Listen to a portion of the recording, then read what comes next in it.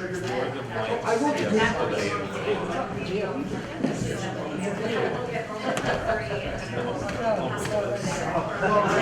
I think when I left 8 years ago, and maybe it not been on top of it, but I've been working on it a long time and went through several revisions. Well, I left in 2017, December 2017. The northern lights. That's why I That's out this window. could have been.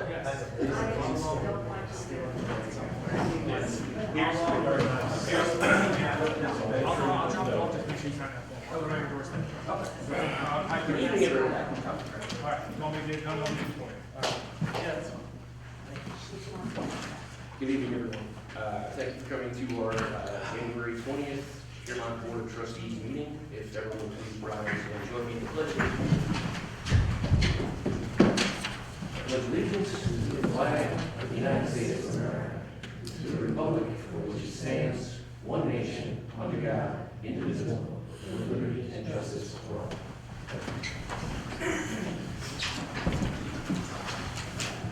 Okay, the first item of business, approval of minutes from January 6th. Did everyone get a chance to review this? Yes. Can I get a motion to approve? Motion. Do I hear a second? All in favor? Aye. Next item is approval of warrant. I move that we approve warrant number 012026 in the amount of $47,862.51. The big ticket item on this was the fire department physicals. Can I get a second? Second. All in favor? Aye. Next up, department reports. Mayor, we have nothing, no important updates tonight for the police department. I actually have a couple of questions for you, if you wouldn't mind coming forward. Yes, sir. Thank you.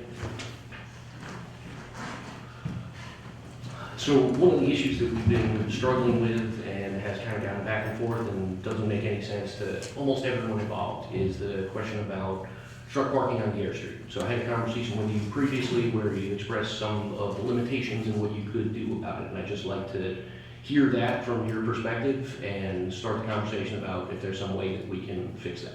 Yeah, of course. So the Transportation Committee's been working on this issue for quite some time, trying to find spots. Unfortunately, it's a private road, so we can enforce fire zones and handicap zones that are designated within our code on private property. Those aren't marked for those zones, just no parking, so we can't go out there and issue summonses. We can work with the property owner, obviously, to move the vehicles when they're in the way obstructing if someone calls, but we can't go out there and ticket those vehicles. Okay, thank you. That is fairly confusing. I think it was good for everyone to hear that. And then there was also a letter that came in from a resident. I had a question for you, Chief. We Sure. got a letter from a resident who raised a couple of issues. One of them, which I wanted to address with you, and that was, he does a lot of walking in the village and he spends a lot of time on the pier. And he noticed that there's a lot of cars that are parked there and they're keep their engine running, they're idling. I know we have a law on the books with regard to excessive idling for parked cars. Rather than issue any summonses, can we maybe issue some warnings if we're down there and we see it happening? Yeah, of course. And a lot of times when we're talking with the vehicles that are the owners, either they're fishing and they jump back in the car at this time period, so they're actually sitting in the car majority of the time, they'll jump out and check it, but we'll keep an eye on that and see. So, Absolutely. Thank you. great, thank you, Chief. Thank you. Charlie. Just a quick note, I got the, Dennis Michaels reviewed my letter and made some modifications to it, so that's ready to go out. I just want your permission to send that out now. And then the second thing I started to do, which you had asked me to do, I started counting seats. I figured we could put that on one spreadsheet at the end where we have the counted number of seats, their file off, their grandfathered stuff, do everything right across one sheet that shows everything. That's terrific. I think that'd be very Two helpful. restaurants are closed right now. Sidewalk's been closed since the beginning of the year. I don't know what's going on with them. And then the other one that's not open right now is Gyro Downtown. They were selling the business to somebody else. He paid half of it, started up the business and walked away. So right now it's he still has the lease on the building, the original occupant, but he doesn't know what he's going to do yet. If he's going to open up another restaurant there or sell it to somebody else, or he doesn't know. So, So, that's terrific, thank you. And a question for you, I hope that Tommy would be here tonight, because I would have asked him previously, but are you aware of any plan for us to fix up the windows on the front of the building? you mean the front doors No, the windows on this building? on this building. The front windows were already repainted, those are Andersons, the lower ones. So the lower, I think 6 of them years ago, I had gotten Anderson replacements, and we did the clerk's office, and the 2 windows on the front of the building, just the lower section got done. None of the upper arches or any of that got done. But those are all energy efficient Anderson windows that we did replacements with.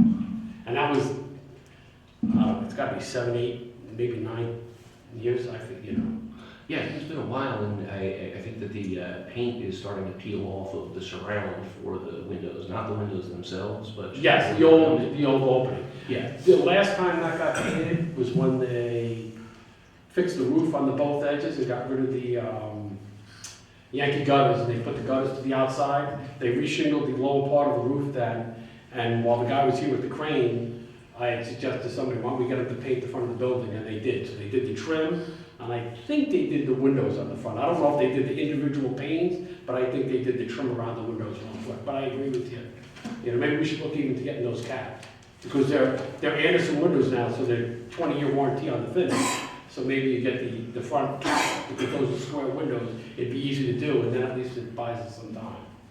sure. And Seth Glasson just bought a window manufacturing company from a guy that he used to get his custom-made windows from. Got all the guy's equipment, is opening it up in Nyack, and he would be able to reproduce these exactly the way ours was. I said, well, we might have some work for you, because some of these is going to rot and stuff. Because he was in for some permits today, and he was all excited to tell me that, because he knows I'm a woodworker, so, yeah. So I said, oh, we might have some work for you on some of these old windows. Excellent, thank you very much. Thank you. Okay, I guess that's it for department reports, no fire. So moving on, next item on the agenda is old business. Jennifer, do you have any old business? Yes, just one thing, an update. Justice Court had received a grant to purchase new front doors for the front of this building, including the handicap automatic opening. They will be out, Muncie Glass will be out on January 27th and the 28th to install the new doors. And we have an electrician coming on the 28th to hook up the electricity for the automatic door opener. And I believe with the new front doors, it also included the interior, that metal door that we have downstairs between the police and the clerk. I believe we're getting a new door there as well. Excellent. So, yeah, that's coming soon. That's not all covered by the grant, though. The No, grant. half of it was Half of paid it. by the village and the other half was covered by the grant. Anyone else for old business? So I have one item I wanted to discuss briefly, which was at our last board meeting, we did set our fee and lieu of parking inventory at a number of 60, which was a reduction from the current total fee and lieu of parking spaces that are allocated. And that's one of the things we're reviewing tonight with our special permit list. So I just wanted to give a bit of explanation about where that number with that reduction of 19 came from. And so what I did after looking at a number of different conflicting estimates of what amount of parking is actually available is I spent some time and went around and did my own inventory of what I saw as available in the various lots. And what I came up with after excluding the overnight parking permits that are issued for the river lot and for lot D, the fire department parking that's reserved in the river lot, the long-term storage and other uses that are going on in Lot D, and also the health club use and handicap spots that are in Lot S. I came up with 60 spots in Lot D, 27 spots in Lot S, and 23 spots in the river lot, which brings us up to 110. And also, the other portion of our analysis of parking, when we look specifically at fee and lieu of parking, that is overlooked is we have a number of restaurants who have their restaurant seating grandfathered in and are not required to provide fee and lieu of parking spots, even though they do not have any physical off-street parking inventory, and that number is about 50. So if I take 50 off of 110, I end up with 60, and that's how I got to that number. And I just felt that I was remiss in not explaining that better at our last meeting, so I wanted to fill in that gap. Does anybody have any questions or comments? Thank you. All right, moving on to new business. Jennifer, do you have new business? No. Excellent. Does anyone have new business? Do you have new business? I do have new business. So, Dennis, I spoke to you briefly about this. We formerly had an ad hoc traffic committee that looked at some of these issues, and that has since gone away. And one of the criticisms that came up with that was that they didn't actually have a real mission or role or any kind of authority because they were just an ad hoc committee. So what I would like to do is to legislate forming a permanent transportation commission that is encoded, that's codified in our code, what its structure is, what its responsibilities are, and essentially defining it as an advisory board to the Board of Trustees, the Planning Board, and the Zoning Board of Appeals. So I'd like to ask you if you can draft legislation to create that for us to review. And the other thing I wanted to... Just if, I'll make my own suggestions in the draft, you know, cutting and pasting from various municipalities. But I invite you, certainly, Nate, as the mayor, to say, okay, we don't really want this as one of their roles or authorities or jurisdictional powers. Yeah, I invite your input, is what I'm trying to say. Happy to provide. They really won't have any jurisdictional powers. They're just going to be advisories as well. Yes. You understand what I'm saying? Yes, I do, and thank you. So the other thing I wanted to mention, two things briefly. I attended a Rockland County Stormwater Consortium meeting this morning. Our engineer, Bart Brody, also attended this. And there's a new law that was passed last year that all municipalities have to complete 100% of their MS4 mapping by 2027, by January of 2027. We only have about 20% of ours mapped at this point. For the last 3 years, we put in for grants to try to cover additional mapping and had been unsuccessful previously, but just recently learned that we were awarded $64,000 for this year for engineering services to complete our MS4 mapping. And Park discussed this in the workshop meeting today and said he thought we were on track for being able to get that done. So that's good news. That'll be an important thing. We're required to do everything that drains into Spark Hill Creek by the end of 2027. We have a bit more time on things that don't drain into the creek because that is a distressed waterway. And then the other thing that just came across this afternoon was there was an announcement for a new grant program for municipalities to obtain open space. And it favors properties that are along the river. And so we're looking around to see if there are any properties that might qualify for that. And we did look a few years back, like 10 years ago, at 675 Piermont Avenue, which is the old Knights of Columbus property. However, it was a very marketable property, and we were unable, between the grant and a Scenic Hudson grant, to get together enough money to actually make the purchase. It was bought out from under us by just someone looking to develop it for commercial purposes. And I don't believe it's currently for sale. It's being rented and used for storage of boats and parking for 701. But there is another property that has been sort of a blight for a long time, which is 573 Piermont Avenue. So this is a little bit south of Kinney Street on the east side of the road. It's a very narrow property, but you'll see right now there's a chain link fence up on it. And this was purchased, I think about 14 years ago. And there was an existing home in terrible shape that was brought down. The person that bought it came to the planning board with plans that mostly got approved to build a new house there. But then something fell through with that and it never happened. And I checked on the county GIS system this afternoon. It's currently owned by the county. So it seems like the owner didn't pay his county taxes and had the property taken away by the county, which means it might be something that could be acquired for not a ridiculous sum of money. And it is an area that's very heavily impacted by flooding. And so one of the encouraged things to do with properties that become less suitable for residential use due to flooding issues is to turn them into parks and make them river access points. So I'd like to pursue that a little bit further, try to find out if the county might be interested in selling that and if that would qualify for this new grant. And that's all I have for new business. Moving on, public comment. I'm sorry, I thought I said everything there. Oh, okay. I have some new business. The board had received an email from a resident with regard to raising certain issues in the village. One of which has to do with the Plastic Reduction Act, which is currently on the floor of the Assembly. And what that proposes is the possibility of us saving money.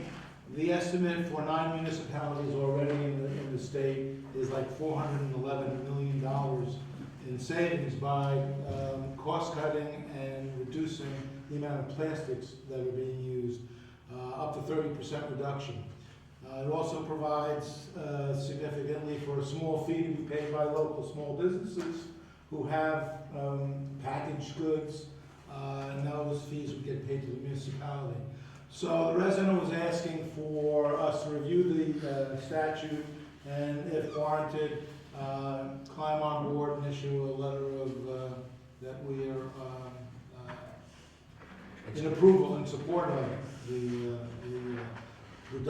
Plastic Reduction Act. So what I'm asking the board to do is we table further discussion on to give everybody on the board an opportunity to review the act and the possible cost savings, and then we bring it up at another meeting.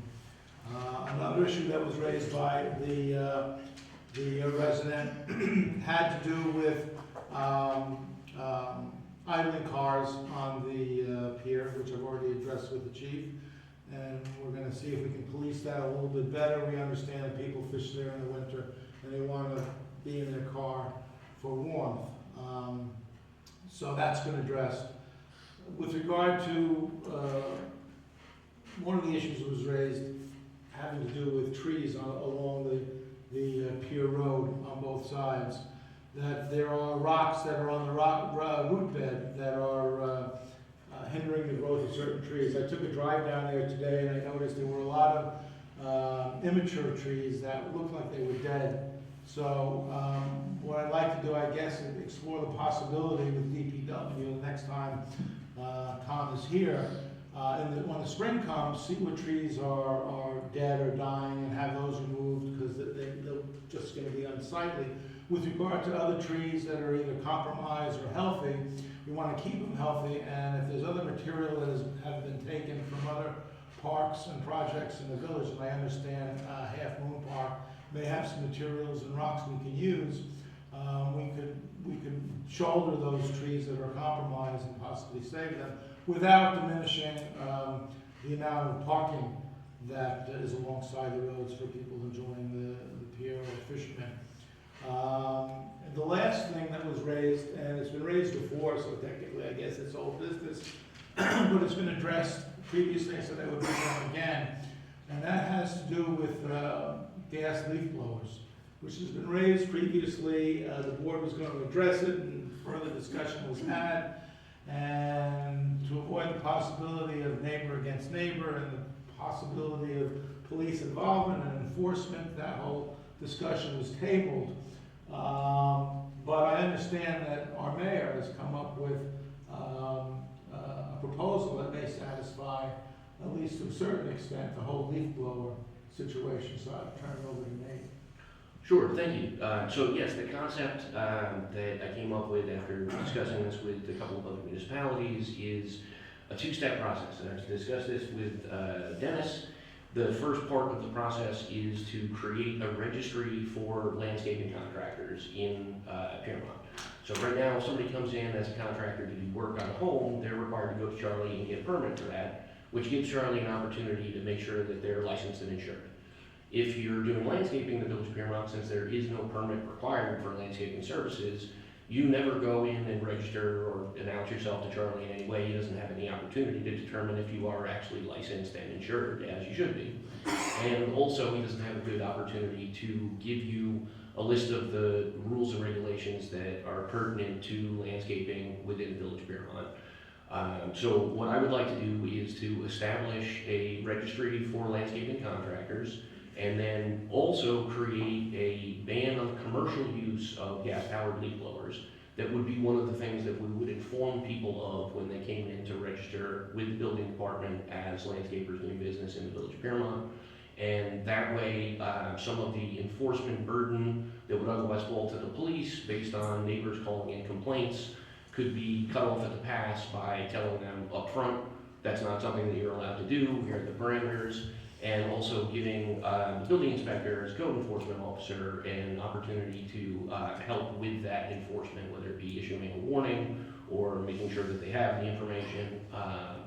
And so hopefully that takes the edge off of the parts of this that looked like they were not possible to do in the past. And that's something that I'm looking forward to bringing up to legislate a little bit later on in the year as we get to the spring season. Thank you. Question? Please. I may have misunderstood, but it sounded like individual homeowners would still be able to use gas leak blowers, but not commercial. That's correct. So why that dichotomy, that if I live next door and I don't like a leaf blower, I don't really care who's holding it? That's a fair point. So the reasoning behind that is that when we discussed this in the past, a number of private property owners who don't hire landscapers to do work on their property and have invested in landscaping equipment, including gas-powered leaf blowers, pushed back, and there was a question of whether or not this could be interpreted as a taking, because someone as a property owner, a couple people came in and said, hey, I have a half-acre lot, I have a lot of trees, I couldn't do this without a gas-powered leaf blower, it's impractical, and you're, creating a hardship for me. So my hope is that we can demonstrate to these folks that you can do just as good a job with an electric blower as you can with a gas blower, and as the replacement cycle rolls around and their equipment fails and needs to be replaced, they would see fit to replace it with something electric. But I just don't want to immediately make equipment that people have invested in garbage that they can't use themselves. One more question, please. Would you consider an exemption for fall cleanup and spring cleanup? Because that's a limited time period. I would, and in fact, some of the programs I've looked at in other communities start out with seasonal bans only, so in between the spring and fall cleanup essentially. And I'm not averse to doing that, but I still think that we should start by focusing on the commercial landscapers rather than the individual homeowners. Sure. All right. Do we have any public comment?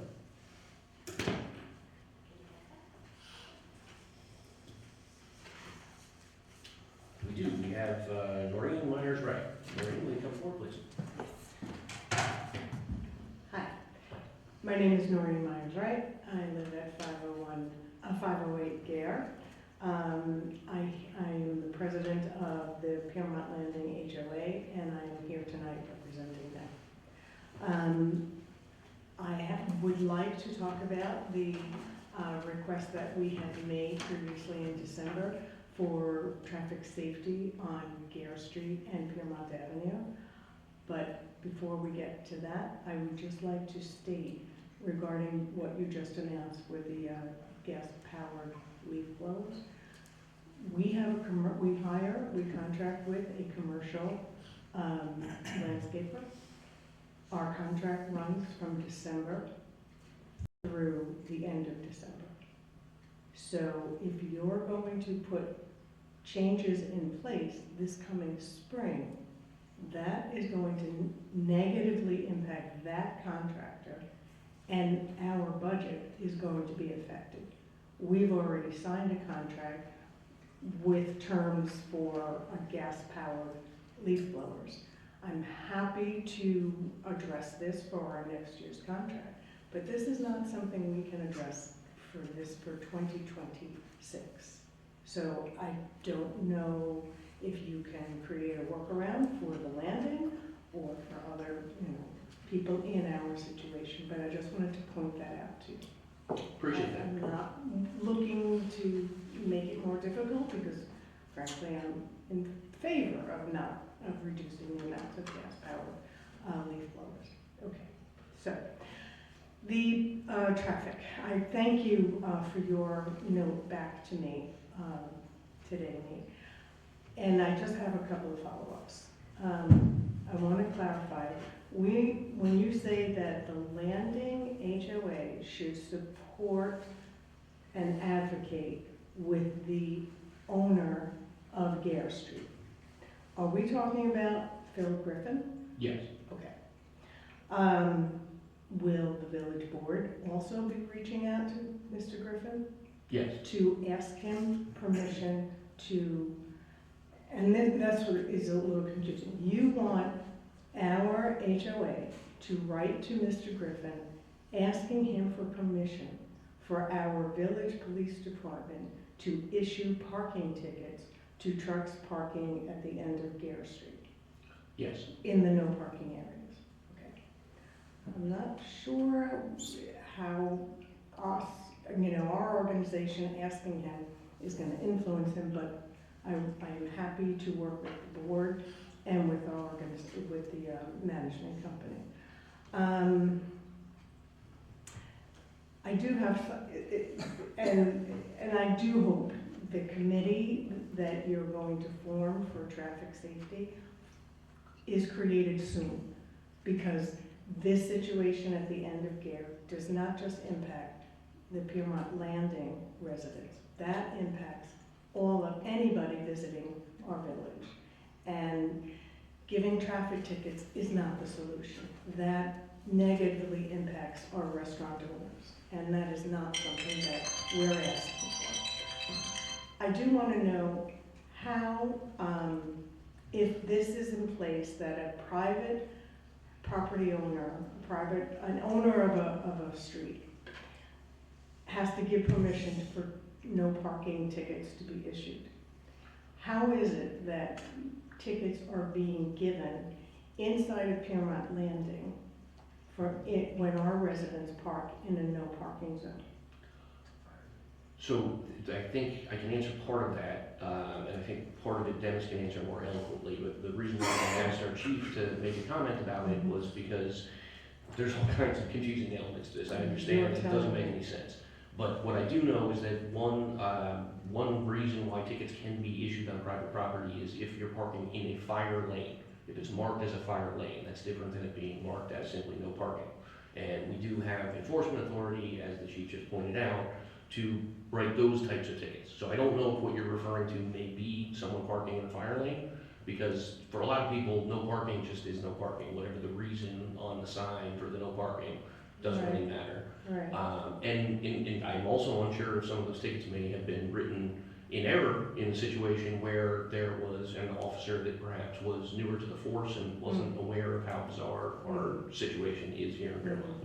But I would like to ask Dennis if he could speak a little bit more eloquently about that particular code. Under the New York State Fire Code, it may offer power to a fire inspector or building inspector who also has authority to enforce the New York State Uniform Fire Prevention Building Code for violations of the New York State Uniform Fire Prevention Building Code. As the mayor pointed out, that might be the answer to part of your mystery, is how come tickets are being issued down on the landing. It may be because these are fire, for fire zones. What do you call them? Parking fire zones. I didn't realize there was a difference between no parking and a traffic, no parking, and a fire zone, no So parking. leaving that aside, Uh-huh. under New York State Vehicle Traffic Law, you may want to make a note of this section. New York State Vehicle and Traffic Law 1640, 1640-a is in Apple. 1640-a enables a municipality to enforce parking and traffic on private property complexes, hospitals, strip malls, condominium complexes, apartment complexes, under that section of the State Vehicle and Traffic Law, but only under certain conditions. One is a request from the property owner or someone with managerial authority over that property. So a request from the property owner or someone with managerial authority over that property. There's another mechanism by how that can happen, is by a request from the chief of police. And usually has to be justified. It doesn't say that specifically in the statute, but there's gotta be some justification for, safety, public health and safety and welfare. The police chief or fire commissioner is the word they use, and I don't know if a fire company, fire chief would have that authority under 6040-A, but certainly the police To chief request does. what? To request the village board of trustees to adopt a local law.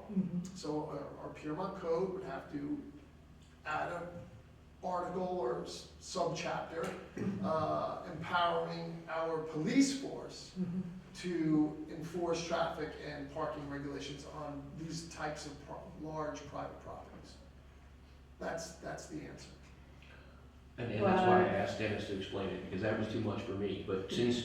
In a nutshell, the Village of Piermont Police Department may potentially be able to enforce parking and traffic on large complexes of properties such as the Piermont Landing, If a Harbor. request was made? Under, Is that what you're saying? there's, the main two alternatives are a request from the owner or managerial of the manager Which we did of not the do. property.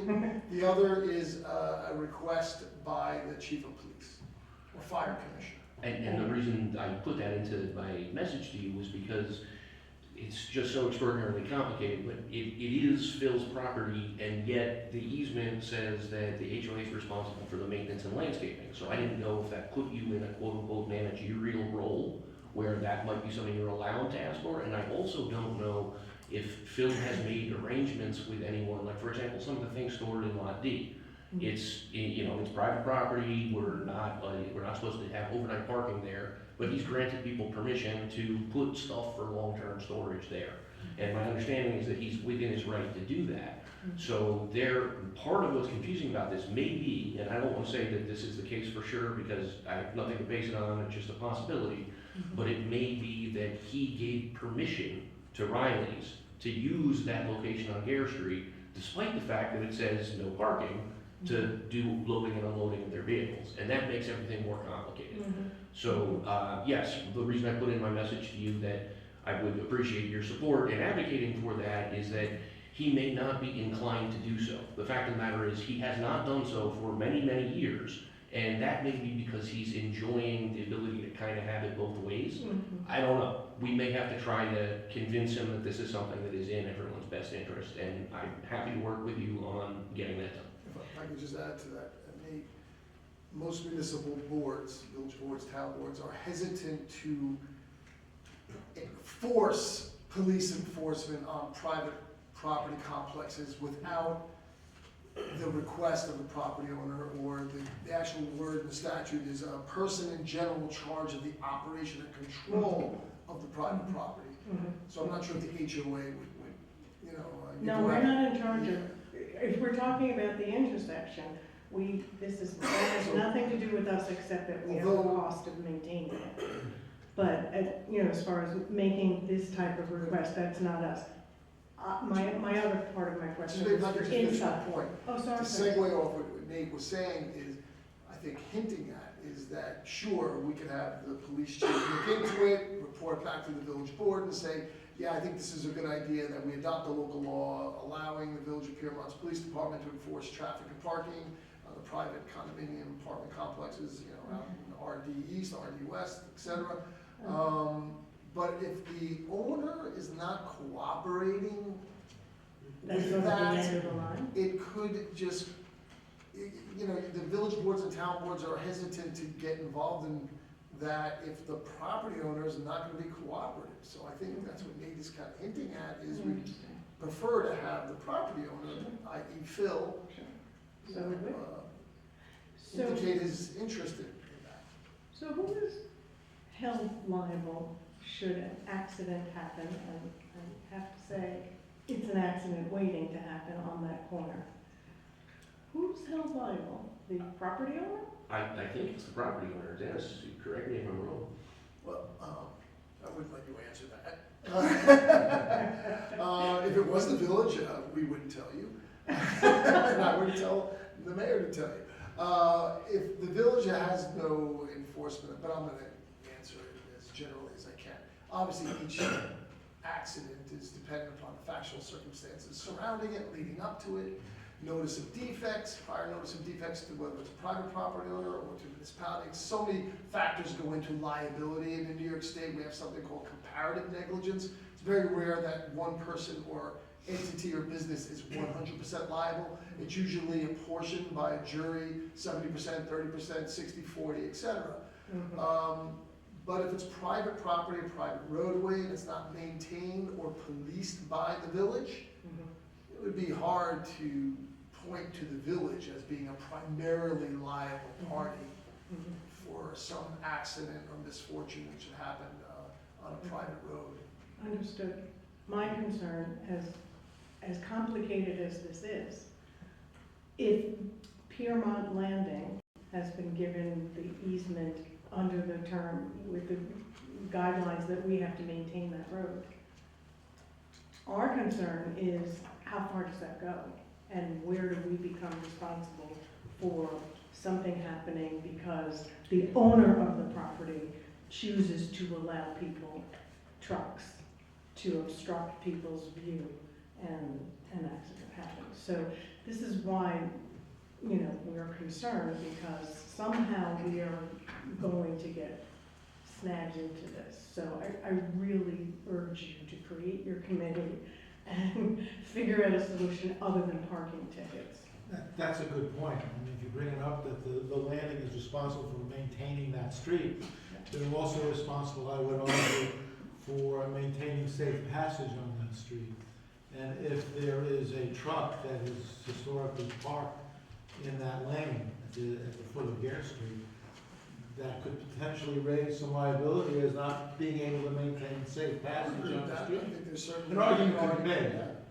The private property owner has a responsibility to maintain his or her private roadways and places where. It's something we should probably address Well, sooner than later with. which might be part of what you can communicate with the property owner in that, you know, we have concerns here that we have some shared responsibility for what might occur.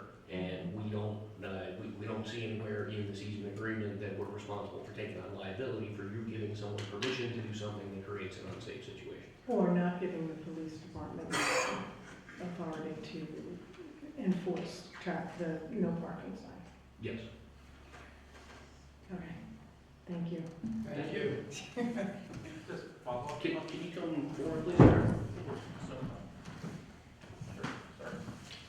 On the village liability, State your name, please. Ira White, resident here. On the village liability question, are there signs that indicate these roads are private roads as opposed to village roads in the places that you're concerned about? Because if people are traveling, I would think people who don't know think that they are in fact Piermont roads, and they're in theory possibly relying on the fact that Piermont is taking care of its roads. So if there were an accident there, I would be surprised if Piermont weren't named as primary defendant, sorry about that. So perhaps you should, I've never researched We this. can't put signs on private No, property. but you could put signs on There public is a property. sign that says welcome to Piermont Land. But it just seems to me that this notion that there's no liability for Piermont, although I've certainly not researched The motion to it, is dismiss questionable. shortly after the filing of the suit would resolve it. I know there's, you know, the village would have to have their insurance, you know, our insurance council would have to get involved. That costs money, albeit it's covered by our liability negligence insurance policy. But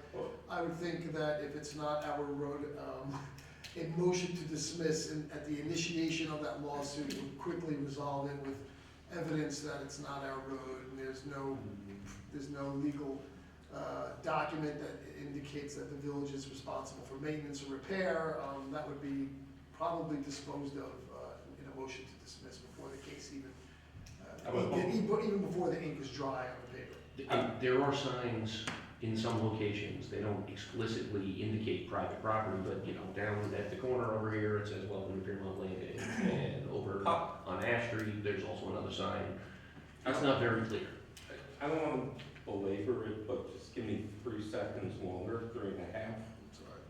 I come to Piermont, I drive through Flywheel Park, I drive up Gare Street. I'm from New Jersey.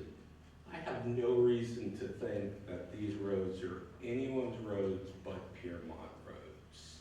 I'm relying, in fact, on the fact that they're Piermont roads, and then you say, oh, they're not.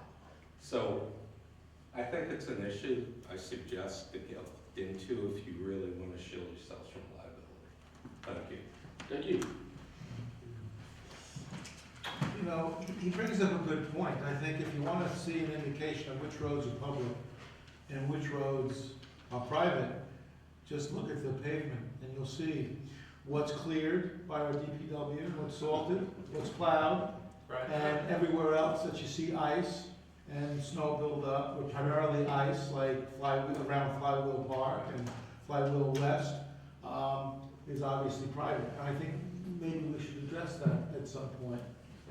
If the private landowner is responsible for maintaining the safety of those roads, not the village, there's a stark contrast, I'm sure you've all seen it driving around the village, between what is village responsibility and maintained and plowed and salted, and what is not.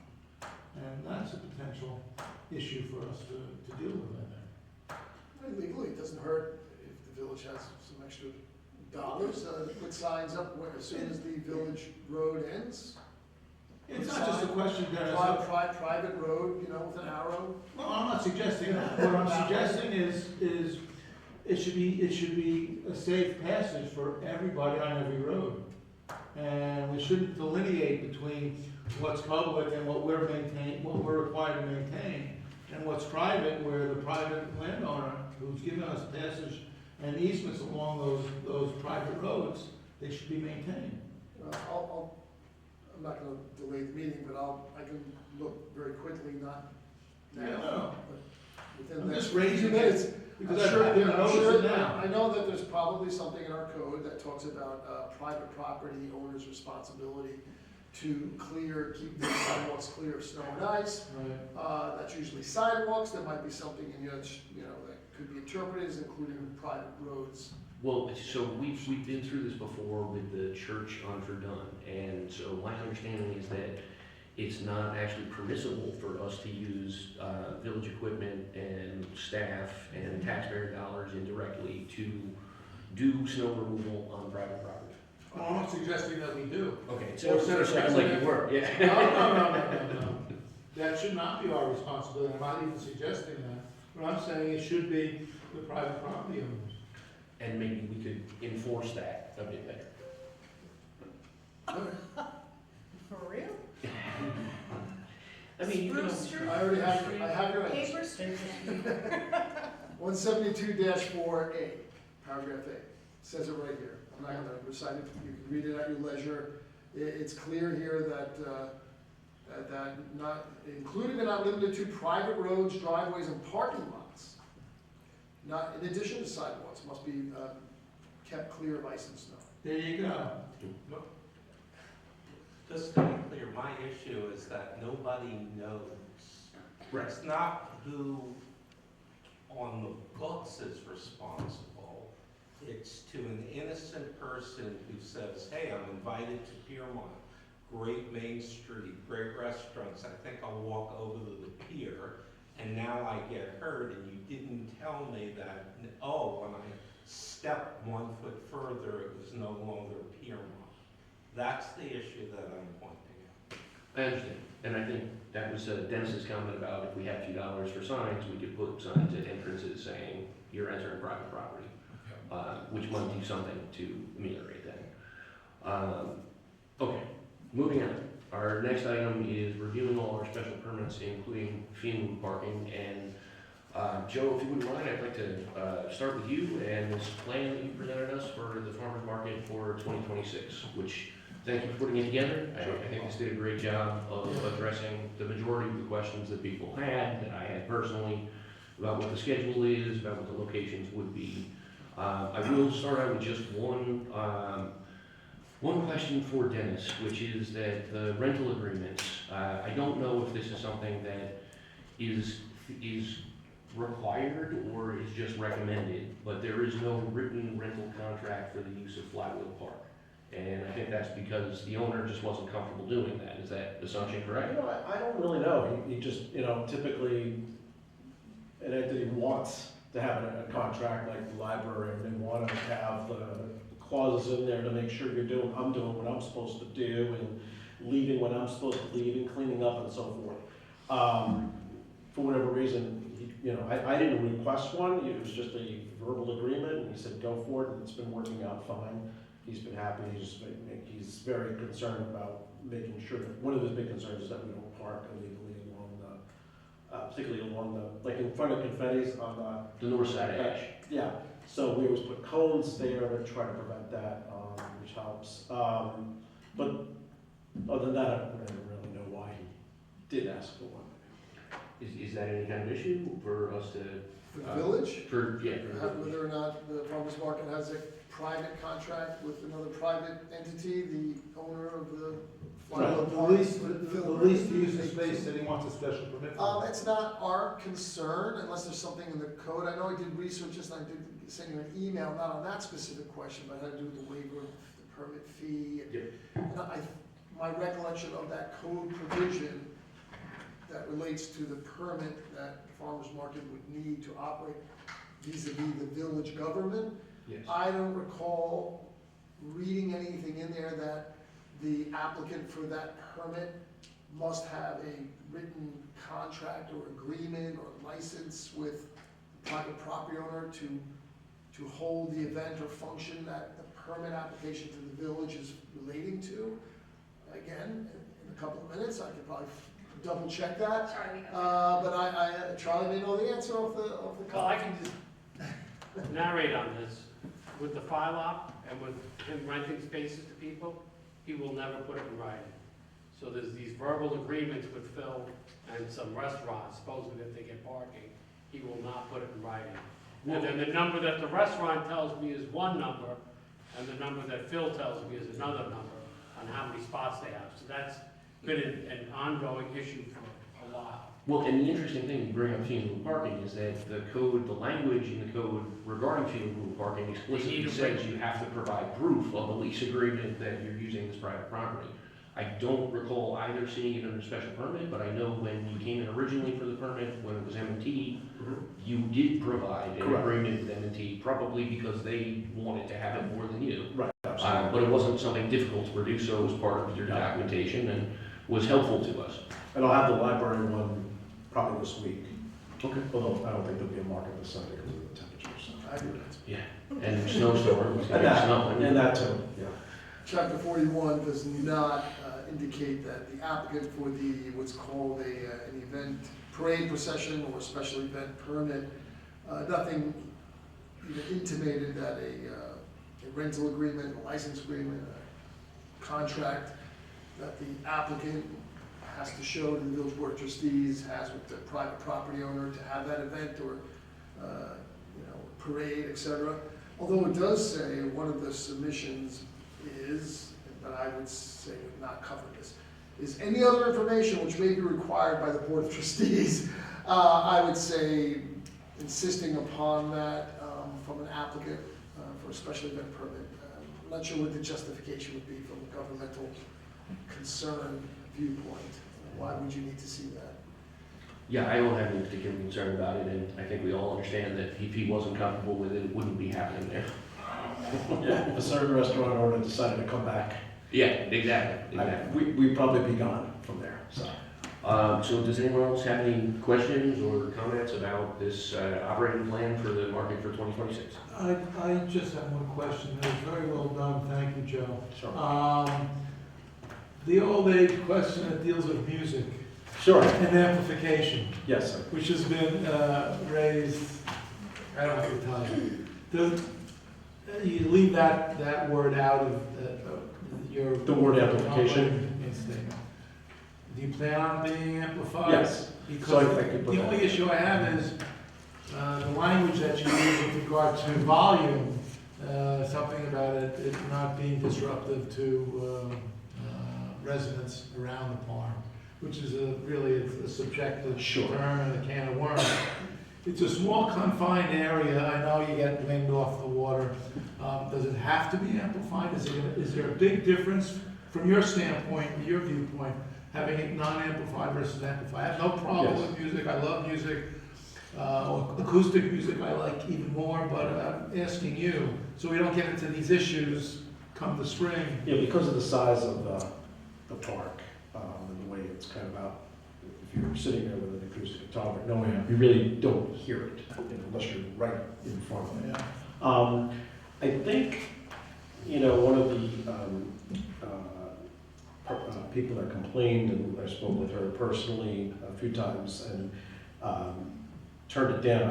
I thought that her initial complaint was very reasonable, to be honest. I think that it wasn't allowed.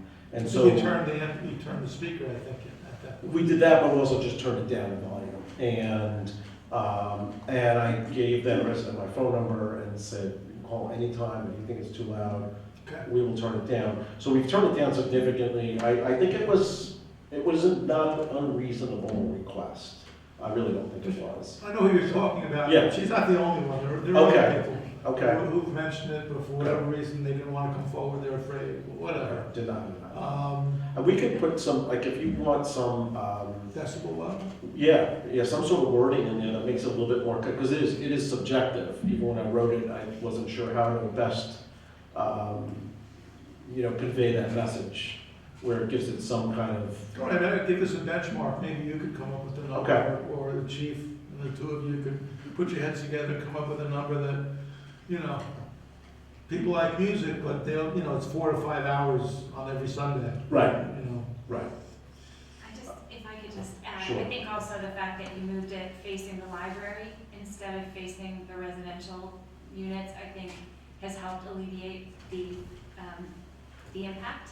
So I think Okay. that was a good improvement as well, where that We now did it's switch them. facing the library Mhm. as opposed to, just being on the street side facing into the park. Gotcha, okay. That We seemed can like go back to it was a that good too, because we did switch it toward the end of the season again, back the other way, but we had the volume so low that it, the individual who had complained actually came to me at the market and said, wow, this is so much better, like you really are keeping the volume down. That's great. Make it loud. Make it louder. All right, well, if that's all the questions we have, I think everything looks good for this. And have you already come in and done the permit renewal process, or? I typically just usually someone calls me or I get a letter in the mail, usually I get a letter, Got a right? letter that says his renewal is up. And it's usually, Normally on the special permits, if there's no violations and no problems, in the past, they've always auto-renewed. so we just get basically an invoice and Yeah. pay it. Okay, that's fine. I just would like to get us into the habit of each year having this conversation, looking at an updated plan. If there's any new agreements with areas that you're, conducting the thing in, or if the number of vendors has changed, Right. anything along those lines, just like to make sure it files up to date. Sure. Thank you very much. Thank you. Thank you, John. Okay, so in terms of other special permits that we have here, the way the fee in lieu of parking legislation reads, you can get 3 parking spaces by right, no explanation needed. Between 4 and 9 spaces, you need to get a permit, and above 9 spaces, you need to get a special permit, which should be reviewed annually by the board. So we have several places that, for fee in lieu of parking, have a special permit issued to them. And that is Trattoria, Sidewalk Bistro, and Vino Amore next door. And so Trattoria gets 13 spaces, so they have 4 more than their 9 by regular automatically renewable permit.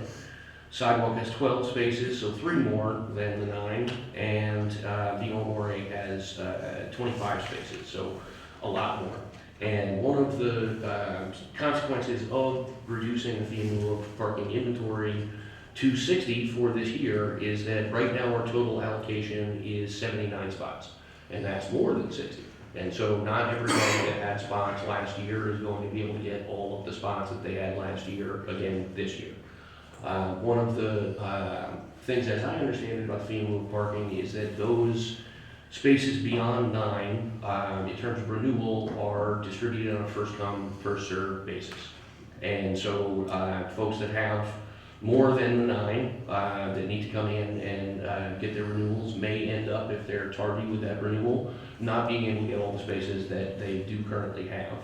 But aside from that, it looks to me like everyone that has 9 or less spaces will be able to renew with no change and no particular impact. So I just wanted to make sure, this is something we've talked about a number of times.